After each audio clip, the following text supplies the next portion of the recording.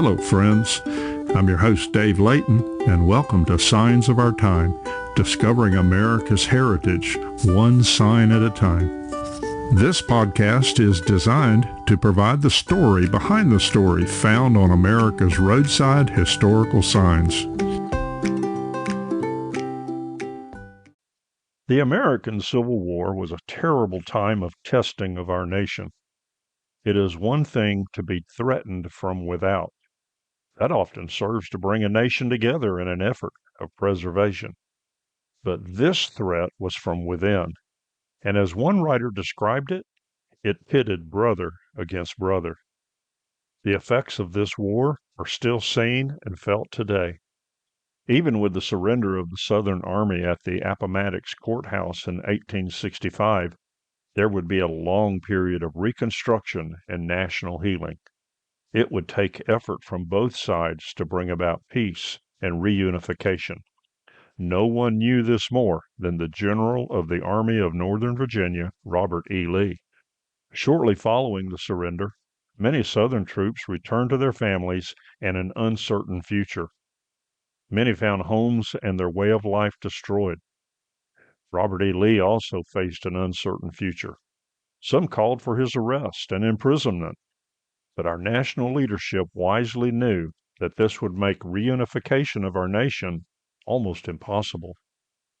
Following the surrender, Lee returned to Richmond, Virginia with his family. Like most of the South, the city was trying to rebuild itself, so the atmosphere was one of chaos. Lee began looking for a place of quiet solitude where he could find peace and began to help heal the nation. He had no desire to leave Virginia, so he began looking in the area for a suitable place. He wrote to a friend that he was looking for a quiet home in the woods to get away from the constant turmoil of the city.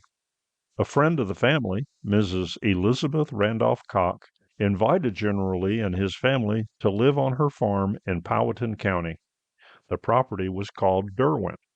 Lee and his family would live there through the summer of 1865. Lee spent time in the quiet solitude to heal his war-weary heart. He also wrote letters to his former troops, urging them to seek the healing of our nation. General Lee and his family eventually moved to Lexington, Virginia, after he accepted the position as president of Washington College. He would serve there until his death in 1870. In keeping with his character, he is quoted as saying when he accepted the position that he wanted to train young men to do their duty. Derwent was originally built in 1841. It was a two-story frame house built upon a brick foundation. As was customary for the period, the kitchen and farm manager's rooms were separate buildings. Over the years, the house and property fell into neglect until purchased in 1980. The original home was renovated, and two wings were added on the spot of the original kitchen and office. Today, you can find the home on Virginia Route 629, also known as Milestown Road.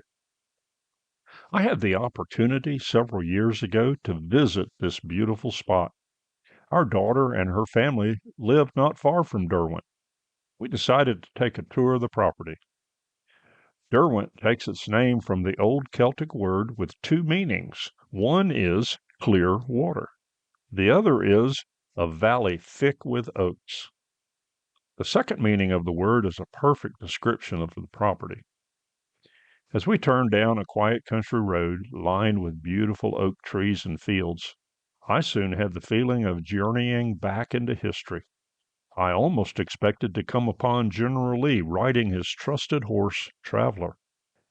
After about 2 miles, we came to Derwent Farm.